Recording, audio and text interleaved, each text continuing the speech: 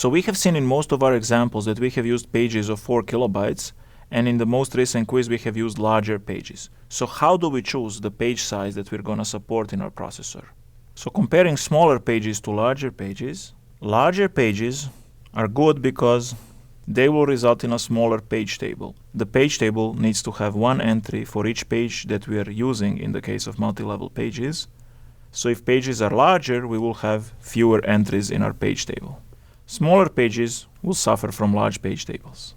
So it seems like larger pages are good, but we can only give memory to applications in units of pages. So if you have a very large page, we will suffer from what is called internal fragmentation. Internal fragmentation occurs when the application requests some amount of space, let's say this much, but we can only give it space in terms of pages. So we end up giving it, for example, 2 pages, where this space in this page is not really used by the application. That means that whenever this page is actually in memory, it is going to be using actual physical memory, although in fact only this much of it is being used by the application. So this much physical memory is going to be wasted whenever this page is in memory.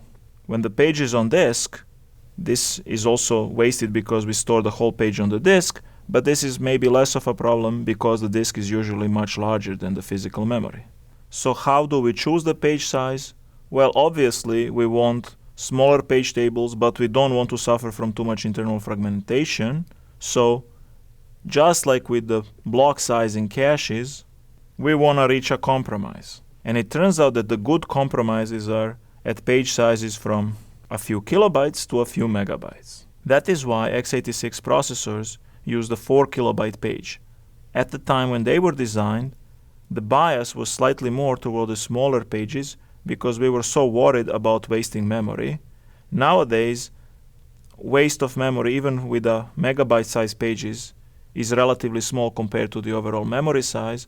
So if we were designing a processor nowadays, probably the page size will be closer to a megabyte than to a 4 kilobyte page.